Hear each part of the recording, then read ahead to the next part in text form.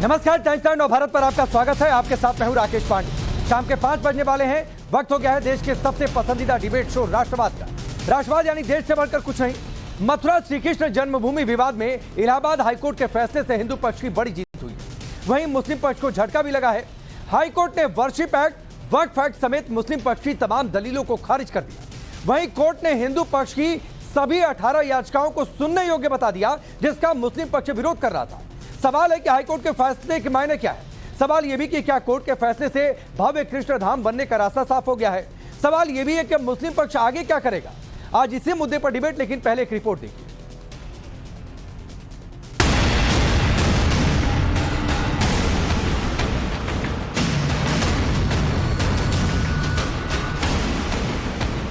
जो 7/11 की अग्नि परीक्षा थी वो हमने पार की है। कि पहले इनकी 7/11 डिसाइड हो जाए, वो माननीय न्यायालय ने इनके सारे तथ्य देखने के बाद खारिज कर दिया है। ईदगाह पक्ष के लोग और सुन्नी वक्फ बोर्ड के लोग जान करके इस मुद्दे को भटकाना चाहते थे। ठाकुर जी हमारे साथ हैं। सत्य को सांच को आँच नहीं, जैसे अभी वकील साहब ने बताया कि सत्य तो सबके सामने आ ही जाएगा। अब शुरुआत हुई है, तो आगे देखिए अब क्या क्या होता है। और दूध का दूध पानी का पानी होगा। आज सनातन संस्कृति की जीत हुई है। अगर मुस्लिम पक्ष इस आदेश को चुनौती देता है तो हम सुप्रीम कोर्ट के सामने अपना पक्ष रखेंगे। भगवान श्री कृष्ण के भक्तों के लिए आज का दिन बेहद खास है, क्योंकि आज इलाहाबाद हाईकोर्ट में हिंदू पक्ष की बहुत बड़ी जीत हुई। कोर्ट के फैसले ने मथुरा में भव्य कृष्ण धाम बनने का रास्ता साफ कर दिया। मुस्लिम पक्ष की लटकाने भटकाने की चाल को इलाहाबाद हाईकोर्ट के फैसले से करारा झटका लगा है। मथुरा श्री कृष्ण जन्मभूमि और शाही ईदगाह विवाद में हाईकोर्ट ने फैसला सुनाते हुए मुस्लिम पक्ष की याचिका को खारिज कर दिया। हाईकोर्ट ने मुस्लिम पक्ष की ऑर्डर 7 रूल 11 की आपत्ति वाली अर्जी को खारिज कर दिया। हाईकोर्ट ने साफ कर दिया कि इस विवाद में वर्शिप एक्ट लागू नहीं होता। कोर्ट ने कहा कि याचिकाएं वक्फ एक्ट, लिमिटेशन एक्ट और स्पेसिफिक पोजीशन रिलीफ एक्ट से बाधित नहीं है। हाईकोर्ट ने हिंदू पक्ष की सभी 18 याचिकाओं को सुनने योग्य माना। 12 अगस्त से मामले की सुनवाई होगी। कोर्ट के फैसले के बाद हिंदू पक्ष का कहना है कि फैसले से 7/11 की अग्नि परीक्षा पार कर ली है। अब हिंदू पक्ष इस विवाद में एडवोकेट कमिश्नर के सर्वे पर लगाई रोक को हटाने के लिए सुप्रीम कोर्ट जाएगा। साथ ही इस मामले में कैविएट भी लगाएंगे। आज माननीय इलाहाबाद हाईकोर्ट ने जो 18 के 18 सूट हैं होल्ड किया है कि ये सारे suit cause of action disclose करते हैं, मेंटेनेबल हैं और किसी भी लॉ के प्रोविजन से बाधित नहीं है। तो जो 7/11 की अग्नि परीक्षा थी वो हमने पार की है और अब इस केस में ट्रायल होगा। हम सारे लोगों को ये अपॉर्चुनिटी मिलेगी, हम अपनी एविडेंस लीड करें। और इन द मीन टाइम जो एडवोकेट कमीशन के सर्वे पे इलाहाबाद हाईकोर्ट के आदेश पे रोक लगाई है माननीय उच्चतम न्यायालय ने, हम in the mean time honourable supreme court जाएंगे और स्टे वेकेशन की मांग करेंगे। साथ ही साथ इस ऑर्डर के खिलाफ सुप्रीम कोर्ट में कैविएट भी दाखिल करेंगे। हमारा यही था कि प्लेसेस ऑफ वर्शिप एक्ट धार्मिक स्वरूप तय करने की स्वतंत्रता देता है और जो एक गलत नैरेटिव फैलाया जा रहा है कि प्लेसेस ऑफ वर्शिप एक्ट से केस बाधित हैं, ये ज्ञान व्यापी में भी होल्ड हो चुका है इलाहाबाद हाईकोर्ट द्वारा ही कि ये case places of worship act से बाधित नहीं, वक्फ एक्ट से बाधित नहीं है। और कृष्ण जन्मभूमि के केस में भी यही बात होल्ड हुई है। उसका मूल कारण ये है कि वक्फ का भी जो नोटिफिकेशन है वो नॉन मुस्लिम्स पे इस केस के फैक्ट्स में अप्लाई नहीं करता। हिंदू पक्ष ने इन 18 याचिकाओं में मथुरा की शाही ईदगाह मस्जिद को श्री कृष्ण जन्म स्थान बताकर उसे हिंदुओं को सौंपे जाने की मांग की थी। हिंदू पक्ष का दावा है कि जहां पर शाही ईदगाह मस्जिद है उसी के नीचे कंस का कारागार है। हिंदू पक्ष ने विवादित परिसर में हिंदुओं को पूजा अर्चना की अनुमति दिए जाने की भी मांग की थी। अब कोर्ट के फैसले के बाद हिंदू पक्ष में खुशी की लहर है। ईदगाह पक्ष के लोग और सुन्नी वक्फ बोर्ड के लोग जान करके इस मुद्दे को भटकाना चाहते थे और ये चाहते थे कि ये मुद्दा न चले कोर्ट में। इन्होंने 7 रूल 11 की एक एप्लीकेशन लगाई थी, लोअर कोर्ट में भी लगाई थी और इसके बाद हाई कोर्ट में भी लगाई थी। और ये चाहते हैं कि इस मामले की सुनवाई ना हो, क्योंकि इनके पास कोई एविडेंस नहीं है। इनके पास अयोध्या का एक लंबा अनुभव है इनके पास में लटकाने का, क्योंकि अयोध्या के मामले को भी बड़ा लंबा लटका के चले थे। तो हम शुरू से कहते रहे हैं कि यहां पर places of worship act apply नहीं करता है, ना उसका कोई प्रोविजन से अप्लाई करते हैं। हमने जितने भी एविडेंसेज हैं जो एक्ट प्रभावी नहीं है उसके लगाए थे कोर्ट में, और माननीय न्यायालय के द्वारा एक अद्भुत और अभूतपूर्व फैसला आज पारित किया गया है। ठाकुर जी हमारे साथ हैं। सत्य को सांच को आँच नहीं, जैसे अभी वकील साहब ने बताया कि सत्य तो सबके सामने आ ही जाएगा। अब शुरुआत हुई है, तो आगे देखिए अब क्या क्या होता है। ठाकुर जी की कृपा से। पूरी अपनी पैरवी कर रहे हैं और जैसे ही यहाँ तनकी बन गया है, इसी विषय रुका हुआ था हमारा सर्वे कि पहले इनकी 7/11 डिसाइड हो जाए। वो माननीय न्यायालय ने इनके सारे तथ्य देखने के बाद खारिज कर दिया है। एक भी सबूत नहीं दे पाए कि ये उस संपत्ति के मालिक हैं। तो अब सर्वे तो होगा और वहाँ हिंदू प्रतीक चिन्ह लिखे हैं, ओम नमो भगवते वासुदेवाय। वहाँ पत्थर वहाँ हमारे हैं, वहाँ मूर्तियां हमारी के नीचे हैं। जब खुदाई होगी तो बड़ी बड़ी प्रतिमा निकलेगी, मेरे कान्हा की प्रतिमा निकलेगी, मेरे सभी भक्तों की वहाँ पहलेदारों की प्रतिमा निकलेगी और दूध का दूध पानी का पानी होगा। आज सनातन संस्कृति की जीत हुई है। इससे पहले मुस्लिम पक्ष ने मामले को लटकाने के लिए हाईकोर्ट में दलील दी थी कि इस जमीन पर दोनों पक्षों के बीच 1968 में समझौता हुआ। 60 साल बाद समझौते को गलत बताना ठीक नहीं। उपासना स्थल कानून यानी प्लेसेस ऑफ वर्शिप एक्ट 1991 के तहत भी मुकदमा सुनवाई योग्य नहीं। 15 अगस्त 1947 के दिन, जिस दिन धार्मिक स्थल की पहचान और प्रकृति जैसी है वैसी ही बनी रहेगी, यानी उसकी प्रकृति बदली नहीं जा सकती। लिमिटेशन एक्ट और वक्फ अधिनियम के तहत भी इस मामले को देखा जाए। इस विवाद की सुनवाई वक्फ ट्रिब्यूनल में हो, यह सिविल कोर्ट में सुने जाने वाला मामला ही नहीं। लेकिन हाईकोर्ट ने मुस्लिम पक्ष की याचिका और दलील को खारिज करते हुए बड़ा झटका दिया। दूसरी तरफ हिंदू पक्ष फैसले को अयोध्या में राम दरबार के बाद मथुरा में कृष्ण का धाम बनने की ओर पहला कदम बता रहा है। हिंदू पक्ष दावा कर रहा है कि अयोध्या और काशी के बाद अब मथुरा की बारी है। लेकिन सवाल है कि क्या मुस्लिम पक्ष हाईकोर्ट के फैसले को मानते हुए सुनवाई में शामिल होगा या फिर फैसले के खिलाफ सुप्रीम कोर्ट जाएगा? क्या मुस्लिम पक्ष फिर से मामले को लटकाने का काम करेगा? ब्यूरो रिपोर्ट, टाइम्स नाउ नव भारत। तो अब हिंदू पक्ष का यह दावा कि जहां पर शाही ईदगाह है उसके नीचे कंस का कारागार है, वहीं पर भगवान श्री कृष्ण का जन्म हुआ था, वही असल में गर्भगृह है, इस पर अब कोर्ट में सुनवाई होगी। कोर्ट ने कहा है कि हिंदू पक्ष की दलीलें सुनने लायक है। इस केस को सुनेंगे जो कि मुस्लिम पक्ष नहीं चाह रहा था। चलिए आपका परिचय आज के मेहमानों से करवाता हूं। विष्णु शंकर जैन जी, वकील हिंदू पक्ष हमारे साथ जुड़े हैं। विजय शंकर तिवारी जी, वीएचपी के प्रवक्ता। दानिश कुरैशी, एमआईएम पार्टी के नेता और प्रवक्ता। डॉक्टर कौशल कांत मिश्रा जी हैं, भारतीय जनता पार्टी के नेता और प्रवक्ता। असगर खान जी वकील हैं और मोहम्मद फरहान अध्यक्ष हैं मुस्लिम अधिकार शक्ति के। आप सभी का बहुत बहुत स्वागत है। सबसे पहले विष्णु शंकर जैन जी, एक बड़ा सवाल जिसका जवाब हिंदू पक्ष जानना चाहता है। आज हाई कोर्ट का फैसला और उस फैसले से भव्य कृष्ण धाम बन जाए, इसकी उम्मीदें कितनी प्रबल हो गई हैं, ये जरा उन लोगों को बताइए जो इस फैसले को जीत के तौर पर देख रहे हैं, यानी हिंदू पक्ष के लिए। देखिए, 25 सितंबर 2020 को पहला केस मैंने इसमें डाला था मथुरा के सिविल कोर्ट में, और पिछले 4 साल से हम सारे लोग संघर्षरत हैं। ये मांग कर रहे हैं कि जो कृष्ण भगवान का मुख्य मेन स्थान है, जहाँ पे गलत ढंग से शाही ईदगाह मस्जिद बनाई गई है, ये अतिक्रमण है और 13.37 एकड़ जमीन भगवान कृष्ण में निहित है। वही उसके वहाँ के देवता हैं, वही वहाँ पे विराजमान है और गलत ढंग से यहाँ पे मस्जिद बनाई गई है। इसके लिए लंबी सुनवाई हुई इलाहाबाद हाईकोर्ट में। इलाहाबाद हाईकोर्ट ने, मैं बताना चाहता हूँ, इस मामले का ओरिजिनल ट्रायल स्वयं अपने पास मंगाया ओरिजिनल ट्रायल करने के लिए, और इलाहाबाद हाईकोर्ट में 4 महीने की लंबी सुनवाई हुई। जो शाही ईदगाह मस्जिद ने एक इसमें ऑब्जेक्शन उठाया था कि ये सारे केसेस मेंटेनेबल नहीं है, प्लेसेस ऑफ वर्शिप एक्ट से बाधित हैं, वक्फ एक्ट से बाधित हैं, लिमिटेशन एक्ट से बाधित हैं, क्योंकि कॉम्प्रोमाइज उनका कहना था 1968 में हुआ है, इतने दिनों बाद कोर्ट में कैसे आ सकते हैं, इसका कोई लीगल बेसिस नहीं है। ये सारी बातें 5 कानून को साइड करते हुए उन्होंने इलाहाबाद हाईकोर्ट में ऑर्डर 7 रूल 11 की एप्लीकेशन लगाई थी, और आज उन 5 कानून को जो उन्होंने साइड किया था कोर्ट के सामने, कोर्ट ने उनकी एप्लीकेशन रिजेक्ट कर दी और कोर्ट ने ये होल्ड किया है, माननीय इलाहाबाद हाईकोर्ट ने, honourable mister justice Mayank Kumar Jain साहब ने, और ये होल्ड किया है कि ये केस मेंटेनेबल है और चलने लायक योग्य है, पोषणीय है। और सबसे महत्वपूर्ण बात है इसमें, हमारे जो बेसिक फैक्ट्स थे वो यही थे कि प्लेसेस ऑफ वर्शिप एक्ट धार्मिक स्वरूप तय करने की स्वतंत्रता देता है। ज्ञान व्यापी के केस में भी 19 दिसंबर को ऐसा हम जजमेंट लेके आए थे और ये होल्ड किया गया था। वक्फ एक्ट में उनका कहना था कि इसको वक्फ ट्राइब्यूनल भेजा जाए, इलाहाबाद हाईकोर्ट में इसका ट्रायल नहीं हो सकता है, उस दलील को भी कोर्ट ने रिजेक्ट कर दिया। उसका आधार ये है कि ऑनरेबल सुप्रीम कोर्ट ने 1979 में और 2010 में ये होल्ड किया है कि वक्फ का जो नोटिफिकेशन है वो नॉन मुस्लिम्स पे अप्लाई नहीं होता है। स्पेसिफिक रिलीफ एक्ट की जो उनकी दलील थी वो मिसप्लेस थी। उनका कहना था कि ये केस चल नहीं सकता है क्योंकि इन्होंने मस्जिद का कब्जा नहीं मांगा है, जबकि हमने अपने सूट में स्पेसिफिक रूप से मस्जिद का कब्जा मांगा है, उस पर कोर्ट फीस दी है।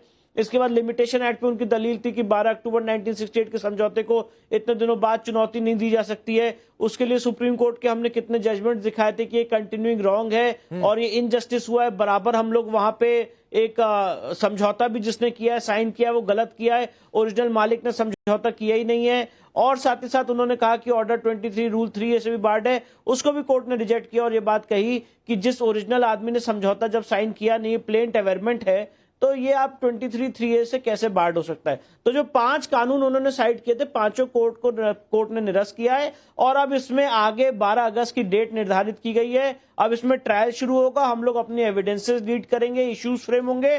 पर इन सारी कार्रवाई होने से पहले जो एक चीज रह गई है वो ये है कि यहाँ पे एडवोकेट कमीशन का सर्वे होना है। मैं आपके चैनल के माध्यम से बताना चाहता हूं कि जब यहाँ पे एडवोकेट कमीशन का सर्वे होगा तो भारी मात्रा में हिंदू देवी देवताओं के चिन्ह, मुझे ऐसी उम्मीद है कि यहाँ पे मिलेंगे।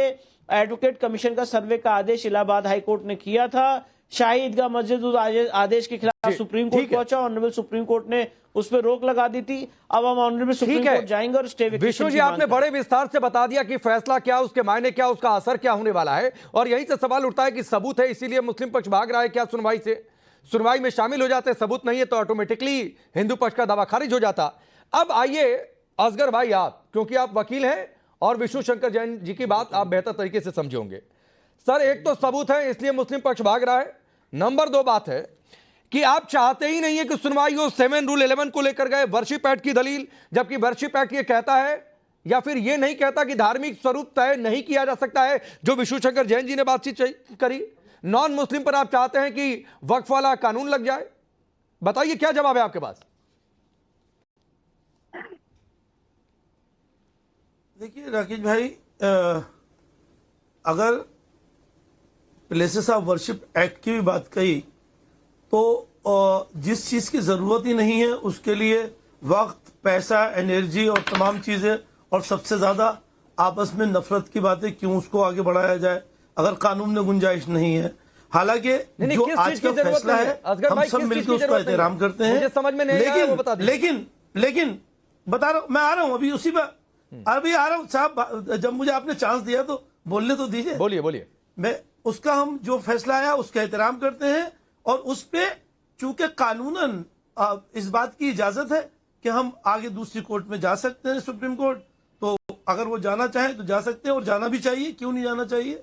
अगर कोर्ट जो आपका इनिशियल सवाल है कि साहब उसी कोर्ट में चलते रहने देना चाहिए था और इसमें नहीं, मेरा सवाल ये नहीं है असगर भाई, ये सवाल ही नहीं था। हमने तो सिर्फ एक बात कही है कि भाई अगर सबूत नहीं है हिंदू पक्ष के फेवर में तो सुनवाई में शामिल हो जाइए। आप देखिए, ठीक है, जब आप अयोध्या में जिसको क्लियरली एक्सेप्शन के तौर पर लिखा गया था वर्शिप एक्ट में, आप लोग उस पर नहीं माने, उस पर बातचीत से हल नहीं निकला, तो मथुरा पर बातचीत से हल निकल जाएगा, उस पर सुनवाई नहीं होगी, ये उम्मीद तो कोई नहीं कर रहा है। ठीक है, आपने एक शब्द कहा कि जिस चीज की जरूरत नहीं है, मैं वो जानना चाहता हूं किस चीज की जरूरत नहीं है। आपके पॉइंट पर मैं सुन लूंगा सर, किस चीज की जरूरत नहीं है। सुलह की बात की है, उसको 3 साल में चैलेंज करना चाहिए था। अगर आपने 3 साल में चैलेंज नहीं किया है, अरे सर वो सुलह ही गलत है भाई, वो टाइम, वो सुलह ही गलत है। सुलह उस आदमी ने किया जिसको अधिकार ही नहीं है। अरे सुलह सही है या, अरे भाई सही है या गलत है? आप उसको आज चैलेंज क्यों कर रहे हैं? आज अच्छा ये गलत हो गया, आपने क्यों उसको मेंशन किया? क्यों कानून में ये टाइम लिमिट है क्या? चैलेंज कर रहे हैं? नहीं, विष्णु शंकर जैन जी, कानून में लिमिट है क्या कि सुलह समझौता कोई हो गया तो टाइम फ्रेम में ही चैलेंज करना है, उसके बाद नहीं चैलेंज हो सकता, उसके बाद कोर्ट खारिज कर देगा। मैं तो सारी चीजों को मिला के कह रहा हूं कि आप मुझे लगता है कि असगर भाई ने मेरी बात सुनी नहीं। मैंने एक शब्द का प्रयोग किया, लॉ में एक प्रोविजन है section 5 of the limitation act 1963 में, जिसमें कंटिन्यूइंग रॉन्ग शब्द यूज्ड है कि अगर कोई चीज गलत हुई है और वो उसका हर दिन असर पड़ रहा है, जो सुलह हुई है 12 अक्टूबर 1968 को, उस गलत सुलह का हर एक दिन असर पड़ रहा है। ये पहला पॉइंट है। दूसरा पॉइंट इस पूरे आंसर का ये है कि 12 अक्टूबर 1968 को मैं पूछना चाहता हूं असगर भाई से, सुलह की किसने? श्री कृष्ण जन्मभूमि ट्रस्ट ने कोई पेपर साइन नहीं किया है राकेश जी। जो पेपर साइन किया है वो शाही ईदगाह मस्जिद और श्री कृष्ण जन्मभूमि सेवा संघ के बीच में हुआ है। वो इल्लीगल समझौता है और भगवान की संपत्ति के साथ समझौता नहीं किया जा सकता है। हिंदू शास्त्रिक नियम है, once a temple always a temple. अगर एक बार कौन से वैलिड डॉक्यूमेंट विराजमान हो जाती है तो समय के अंत तक देवता की रहती है। इसलिए पॉइंट ये है कि आप यहाँ पे लिमिटेशन एक्ट की बात कर रहे हैं। राकेश जी, लिमिटेशन एक्ट का पॉइंट शाहीद मस्जिद ने कोर्ट के सामने उठाया था और आज उसको ऑनरेबल इलाहाबाद हाईकोर्ट ने डिटेल देने के बाद खारिज कर दिया। उसके बाद अगर आप सुनना चाहते हैं तो मैं क्या कर सकता हूं? कोर्ट में नहीं किए। मैं यही तो कह रहा हूँ ना कि हमारी बात को जो है वो बिना कोई डॉक्यूमेंट पेश किए हुए कोर्ट ने ऐसे ही आज जजमेंट पास कर दिया। ऑनरशिप आप तो 4 महीने की हियरिंग में थे भी नहीं, आप तो 4 महीने की हियरिंग में थे भी नहीं असगर भाई। आप इस केस में वकील भी नहीं है, मैं क्षमा चाहता हूँ ये बात मैं कह रहा हूँ। आप इस केस में लॉयर भी नहीं है, आपने 4 महीने की हियरिंग में पार्टिसिपेट नहीं किया। कोर्ट में आपके वकीलों ने क्या फैक्ट्स रखे हैं, क्या एफिडेविट है, क्या डॉक्यूमेंट्स हैं, आपने उसका अवलोकन भी नहीं किया है। और उसके बाद अगर आप चैनल पे आके एक ऐसी बात कहना चाहते हैं कि हमने क्या डॉक्यूमेंट्स दिए, आपने 18 सूट्स में गारंटी कहता हूं। अच्छा, मैं एक चीज पूछ लेता हूँ, एक चीज मैं पूछ लेता हूँ विष्णु जी, एक चीज मैं असगर भाई से पूछ लेता हूँ, फिर मैं बाकी मेहमानों का रुख करूंगा। असगर भाई, आप वकील हैं, कानूनी दांवपेच आप मुझसे बेहतर समझेंगे किसी भी हाल में। मुझे एक चीज बता दीजिए असगर भाई, क्या ये संभव है? सुनिए सर, सुन लीजिए, आप ही से पूछ रहा हूं, क्या ये संभव है कि आपकी जमीन का टैक्स मैं भरूं या मेरी जमीन का टैक्स आप भर दें? जिसकी जमीन वो टैक्स भरेगा। तो भाई जो विवादित स्थल है जिसको लेकर मामला कोर्ट में है, सुनिए सर, उसका टैक्स किसने दिया वो तो साबित हो जाएगा कोर्ट में, वो साबित हो जाएगा कोर्ट में, और शायद आसानी से साबित हो जाए। जो विष्णु शंकर जैन जिसका दावा कर रहे हैं, इसकी आप भाग रहे हैं सुनवाई से। जो चीजें मैटर ऑफ ट्रायल है, आप सारी चीजें यही डिसाइड कराना चाह रहे हैं। ठीक है, आप जो मैटर ऑफ ट्रायल है उनको, आप सारी चीजों को आप यही के यही नहीं, मैं यहाँ थोड़े नहीं कुछ करना चाह रहा हूँ। मैं तो बस जो फैक्ट है वो सामने रख रहा हूँ असगर भाई, जो फैक्ट है वो सामने रख रहा हूँ, सिर्फ अपने मन से कुछ भी नहीं कह रहा हूँ। चलिए दानिश कुरैशी, रुक जाइए सर, एक एक टिप्पणी जल्दी से मैं बाकी मेहमानों का ले लूँ। आप दोनों लोग वकील थे, इसलिए मैं शुरुआत आपसे किया। बता नहीं रहे कि आप कौन से, आपने आपके कौन तो सर आपको क्यों विष्णु जी बताएंगे? भाई आप जाइए मुस्लिम पक्ष से कहिए कि हमको वकील बना दो, आप अदालत में जाइए, वो वहां पर सबूत रखेंगे। किस लिए बैठे? बिना सबूत का अदालत थोड़ी नहीं फैसला देगी। फिर हमसे क्यों पूछ रहे हैं आपके क्या है हमारे पास? हमारे पास। अच्छा चलिए, रुकिए दानिश कुरैशी, विवादित स्थल का टैक्स जो है जन्मभूमि समिति ने दिया है। खतौनी ये कहती है कि विवादित स्थल पर जन्मभूमि का मालिकाना हक है। कुछ एक आपके पक्ष से लोगों ने भी कह दिया है कि औरंगजेब के पहले तो शाही ईदगाह थी ही नहीं, अस्तित्व ही नहीं था। कई सारे डॉक्यूमेंट है जो साबित कर रहे हैं कि औरंगजेब ने मंदिर को तोड़वाया था, केशवदेव मंदिर को। फिर भी उसके बाद इस तरीके की जिद, चलिए ठीक है जिद भी, लेकिन सुनवाई से भागना। देखिए, सबसे पहले आप सुन लीजिए कि वहां कोई विवाद नहीं है, वो ईदगाह है और ईदगाह ही रहेगी इंशाल्लाह, सुबह क़यामत तक ईदगाह रहेगी। रह गई दूसरे नंबर की बात, आज जो फैसला आया है इस पे मैंने शब्द इसलिए हूं कि अगर मैं ये कहता हूं कि ज्ञान व्यापी के मामले में तहखाने का पोजीशन दिया गया, तो मुझे ये बताइए बाबरी मस्जिद में उसका पोजीशन मुसलमानों को 1949 में क्यों नहीं दिया गया? अगर वहां वो गलत थे तो फिर यहाँ ये सही कैसे? और क्या आपकी आवाज कट गई थी दानिश भाई? देखिए एक बार फिर से रिपीट कर दीजिए, क्या बाबरी वाली लाइन कटेगी? आप तो कट गई थी सर, नेटवर्क की दिक्कत है भाई। आप तो आवाज ही कटेगी। नहीं, आवाज काटनी होती है और कट रही होती है, तो मैं दोबारा आपसे पूछता नहीं। तो ये विक्टिम कार्ड मत खेलिए जो आप लोग बार बार करते हैं, और बाबरी का नाम ले लेकर बार बार आप सोचते हैं कि हम ये साबित कर देंगे कि हम ही सबसे बड़े ठेकेदार हैं। तो वाली तर्क छोड़ दीजिए सर प्लीज। पक्षकार बन जाइए। नहीं, मैं कोई पक्षकार नहीं बन रहा हूँ। मैंने इसीलिए पूछा कि आपने बाबरी वाली लाइन क्या बोली, फिर से रिपीट कर दीजिए। सुनिए पांडे जी, सुनिए, आप अगर पक्षकार नहीं है तो तमाम पैनलिस्टों को उनकी बात करने के लिए कहिए। आप पक्षकार मत बनो, आप पक्षकार है नहीं, सवाल पूछना पक्षकार हो जाता है। तो सर आप विक्टिम कार्ड मत खेलिए ना दानिश भाई, जो सवाल पूछा उसके जवाब दीजिए। आपकी एक लाइन कट गई थी, मैंने कहा रिपीट कर दीजिए, आपको उसमें भी दिक्कत हो गई है। मैं आपको सुनिए, सवाल पांडे जी ये होना चाहिए कि भाई विष्णु शंकर जैन से आप पूछेंगे। नहीं, दानिश कुरैशी आप सवाल मत तय करिए भाई, आप मेरा सवाल आप नहीं तय करेंगे। दानिश कुरैशी आप मेरा सवाल तय नहीं करेंगे कि मैं विष्णु शंकर जैन से आपसे क्या पूछूंगा। तो फिर मुझे समझ में आएगा ना। नहीं, मैं किसी से, अरे मेरा सवाल क्या होगा, ये एमआईएम पार्टी थोड़ी नहीं तय करेगी, दानिश कुरैशी थोड़ी नहीं तय करेंगे। अरे तो आप थोड़ा ही क्या करेंगे कि क्या विवादित है और क्यों विवादित है? क्या चीज? मैं तो फैक्ट कर रहा हूं, दानिश कुरैशी मैंने तय करने की बात थोड़ी नहीं कही। आप इतना बौखला रहे हैं, मुझे पता है क्यों बौखला रहे हैं। नहीं करेंगे ना आप बाबरी लाइन, आप क्यों बोलेंगे विवादित है? मतलब कैसे विवादित है? विवादित कोर्ट में मामला है तो विवादित है। अरे कोर्ट में मामला है तो विवादित है। आपको इतनी बात समझ में नहीं है दानिश कृषि, अगर आपको इतनी बात नहीं समझ में आती है तो उसका कुछ नहीं हो सकता है। आपकी सोच आपको मुबारक हो, आपकी सोच आपको मुबारक हो दानिश कृषि। एक लाइन में सुनिए, चलिए मैं आगे बढ़ रहा हूं। कौशल कांत भाई, ये बाबरी वाला रोना फिर से रोया जाएगा जिस तरीके से ये बात जिक्र कर रहे हैं। मैंने सिर्फ इतना पूछा था कि रिपीट कर दीजिए लाइन, बौखलाहट इनकी खुलकर सामने आ गई। रुकिए सर प्लीज, छोड़ दीजिए, ये रोना छोड़ दीजिए आप। नहीं, मैं बिल्कुल तो नहीं रो रहा हूं। कौशल कांत जी, आप लोग इस मैटर को कैसे टैकल करेंगे सरकार के स्तर पर, जल्दी? देखिए राकेश जी, सबसे पहले तो मैं देशवासियों को और विष्णु शंकर जैन जी को हाईकोर्ट में जो इनके फेवर में फैसला आया उसके लिए बहुत बहुत बधाई देना चाहता हूं। और मैं सिर्फ ये कह सकता हूं कि सत्य परेशान हो सकता है, पराजित नहीं हो सकता। भारतीय जनता पार्टी सत्य के साथ खड़ी है, संविधान के साथ खड़ी है। कोर्ट का जो भी जजमेंट आएगा भारतीय जनता पार्टी उसके साथ चट्टान की तरह खड़ी है। और मैं सिर्फ देशवासियों को बधाई देना चाहता हूं। और जहां तक रही एक और हकीकत बताना चाहता हूं कि भारतवर्ष दानिश भाई एक ऐसा देश है जो हिंदू बाहुल्य देश है, पर वहां पर मस्जिदों का नंबर मंदिर से ज्यादा है। एनएसएसओ का सर्वे देख लीजिए 2019 का, जिसमें 7 लाख मस्जिदें हैं और 5 लाख मंदिर है। और अगर उस पर भी डाउट है आपको तो registrar general of census India की रिपोर्ट 2011 की देख लीजिए, उसमें भी मस्जिदों का नंबर मंदिरों से ज्यादा है। तो मंदिर मस्जिद से ऊपर उठिए, संविधान के साथ रहिए। जो हाईकोर्ट का फैसला आया है उसको एक्सेप्ट करना चाहिए। आप देखिए राम मंदिर में राम मंदिर में जो पक्षकार थे वो आज राम मंदिर के साथ खड़े हैं। मुझे लगता है कि देश के भाईचारे को बने रहने के लिए उस पर राजनीति ना करते हुए, और राजनीति करने वाला इंडी गठबंधन का कोई भी दल आज यहाँ से गायब है क्योंकि वो तुष्टिकरण की राजनीति करते हैं। ठीक है कौशल भाई, और देखिए दानिश भाई आप बोलिएगा, मैं एक एक टिप्पणी, बाकी 2 मेहमान बचे हैं उनसे ले लूं, फिर तुरंत आपके पास आ जाऊंगा। फरहान भाई आपको 30 सेकंड देता हूं, और मेरा सवाल बहुत सीधा सा है। एक हिंदू पक्ष की आस्था है कि वो मस्जिद के नीचे वो कंस का कारागार हो सकता है। हिंदू पक्ष की आस्था यह है कि आगरा की जो जामा मस्जिद है उसकी सीढ़ियों में केशव देव की प्राचीन प्रतिमा है, उसको खोदकर निकाल दीजिए, हम लेकर चले आएंगे। आपको लगता है कि यह दावा गलत है तो उसका सिंपल सा डेमोक्रेटिक उसका सॉल्यूशन यह है कि कोर्ट में सुनवाई हो जाए, दोनों पक्ष अपनी अपनी बात सबूत रख दें, तय हो जाएगा। इससे भागने की जरूरत क्यों है?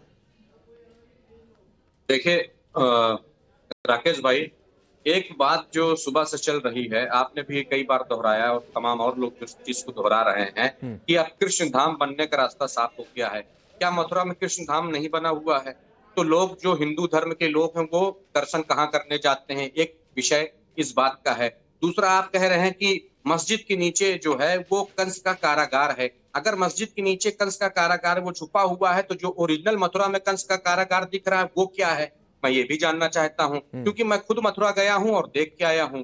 तीसरी बात मैं ये पूछना चाहता हूं कि जो भारतीय जनता पार्टी अभी एक बात कह रही थी कि हम सच के साथ खड़े रहते हैं और सच की जीत हुई थी अयोध्या में। आपने देखा है कि किस तरीके से राम मंदिर बनकर तैयार हुआ। ठीक है, तैयार हुआ, हम आपको मुबारकबाद पेश करते हैं। ठीक है, जाइए आप वहां पर पूजा कीजिए और अपने आस्था को आप जिस तरीके से मानना चाहते हैं मानिए, हमें कोई आपत्ति नहीं है। मगर आपने देखिए सच के साथ कौन खड़ा था? मर्यादा पुरुषोत्तम सच के साथ खड़े थे और अयोध्या हराकर आपको दिखाए कि आप नहीं पॉलिटिकल। अरे फरहान भाई पॉलिटिकल मत होइए भाई, सुनिए पॉलिटिकल मत होइए, पॉलिटिकल मत होइए। मैं आता हूं विष्णु जी, मैं बस विजय शंकर तिवारी जी की रुक जाइए। पॉलिटिकल मत होइए, पॉलिटिकल मत होइए। विजय शंकर तिवारी जी, इनको आपत्ति नहीं है फिर भी कह रहे हैं सुनवाई नहीं होने देंगे, फिर भी कोर्ट में कहेंगे साहब इनकी याचिकाओं को सुनिए नहीं। भाई पॉलिटिकल नहीं, दुखती रख पे हाथ मत रखिए। नहीं दुखती रख किसकी है वो समझ में आ रहा है। असगर भाई रुक जाइए, विजय शंकर तिवारी जी मुझे बोलने नहीं। राकेश जी असगर साहब हो चाहे और जो ईदगाह के पक्ष में खड़े होकर के बैठ करके आज बात कर रहे हैं, उनको खुद विश्वास नहीं है कोई ठीक लड़ाई लड़ रहे हैं। उनको खुद विश्वास नहीं है कि जो लड़ाई वो लड़ रहे हैं वो वास्तव में सच है। इसी प्रकार की लड़ाई वो लड़ रहे थे श्री राम जन्मभूमि के लिए, उसी प्रकार की लड़ाई लड़ रहे हैं श्री कृष्ण जन्मभूमि के लिए। आप देखिए श्री राम जन्मभूमि में भी इनको पता था कि यहाँ पर श्री राम जन्मभूमि है। इसके बाद लेकिन उनको लगता था सिस्टम हमारे साथ है तो हम इसका निर्णय ही नहीं होने देंगे, लेकिन अंततोगत्वा माननीय सुप्रीम कोर्ट ने ये निर्णय दे दिया कि ये श्री राम जन्मभूमि है, यहाँ पर भव्य मंदिर बनना चाहिए और आज बन रहा है। ये श्री कृष्ण जन्मभूमि का विषय बिल्कुल वैसे ही समझिए आप कि ये इसको केवल लटकाना चाहते हैं, इनको विश्वास खुद नहीं है। सारे साक्ष्य श्री कृष्ण जन्मभूमि के पक्ष में है, इतिहास श्री कृष्ण जन्मभूमि के पक्ष में है, आस्था श्री कृष्ण जन्मभूमि के पक्ष में है, सब कुछ श्री कृष्ण जन्मभूमि के पक्ष में होते हुए भी आज ये विरोध कर रहे हैं, आज ये मुकदमा लड़ने की तैयारी कर रहे हैं, आज इस मामले को लटकाने की कोशिश कर रहे हैं। लेकिन इनको ये समझना चाहिए कि ये अब वैसा नहीं जैसा श्री कृष्ण जन्मभूमि, श्री राम जन्मभूमि के विषय को उन्होंने सैकड़ों वर्ष हमारा आगे चला गया। अब ये बहुत जल्दी निर्णय होने वाला है और विष्णु शंकर जैन जी ने बिल्कुल अकाट साक्ष्य रखे हैं जिनको काटने की हिम्मत इन लोगों के अंदर नहीं है। ठीक है, ठीक है। अब विष्णु शंकर जैन जी, क्या अकाट्य सत्य है, क्या ऐतिहासिक और वहां पर भौगोलिक प्रमाण मिलेंगे, इसलिए बौखलाहट है, इसलिए इसको पॉलिटिकल रंग देने की कोशिश हो रही जो फरहान कर रहे थे? देखिए, आपने बिल्कुल सही बात कही। अब मैं फरहान भाई का थोड़ा जवाब देना चाहता हूं, थोड़ा सा समय दीजिएगा मुझे। मैं पॉलिटिकल जवाब नहीं देना चाहता हूं, पर क्योंकि इन्होंने पॉलिटिकल बात कही तो मैं इनकी लॉजिक को सिर्फ चैलेंज करना चाहता हूं।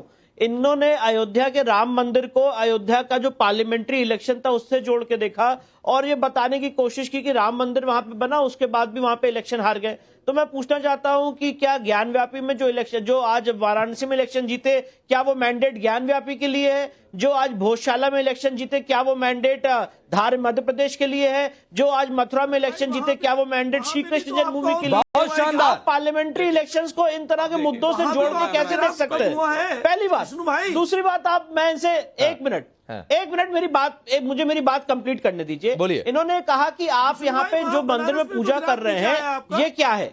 भाई, अगर आपने, मुझे लगता है, उस जगह का सर्वे नहीं किया है, अगर आप उस जगह पे जाके देखेंगे राकेश भाई, तो जो रेलवे लाइन से पूरा हिस्सा है, जिसको आप अगर गूगल मैप पे भी सर्च करेंगे तो 13.37 एकड़ जमीन है, जिसका ओरिजिनल ओनरशिप राजा पट्नीमल ने ब्रिटिश सरकार से ऑक्शन में खरीदा था। अब वहां पे गलत ढंग से इन्होंने घुस के मस्जिद बना ली। मैं तो 1000 डॉक्यूमेंट दिखा सकता हूं और जितने याचिकर्ता है हजारों डॉक्यूमेंट दिखा सकते हैं ये साबित करने के लिए कि यहाँ पे कंस का कारागार था। यहाँ पे अगर जीपीआर सर्वे किया जाएगा, आपके चैनल के माध्यम पे आज कह रहा हूं, अगर यहाँ पे जीपीआर सर्वे किया जाएगा, कंस का कारागार, सारी चीजें वहीं पे मिलेंगी। ठीक है। उसके बाद आपने जब इलाहाबाद हाई कोर्ट, नहीं, आपने बड़ी बात कही है। आप फरहान बताइए जवाब क्या है और क्या जो फैक्ट है और उस पर रोक औरंगजेब का अत्याचार साबित हो जाएगा सर्वे के बाद, जिसका जिक्र कर रहे हैं विष्णु शंकर जी की सर्वे कराएंगे। 1670 में केशवदेव मंदिर को गिरवाना, गर्भगृह वाली जगह पर मस्जिद का बनना, मथुरा का नाम इस्लामाबाद करवा देना, ये तमाम किताबों में है भाई। नहीं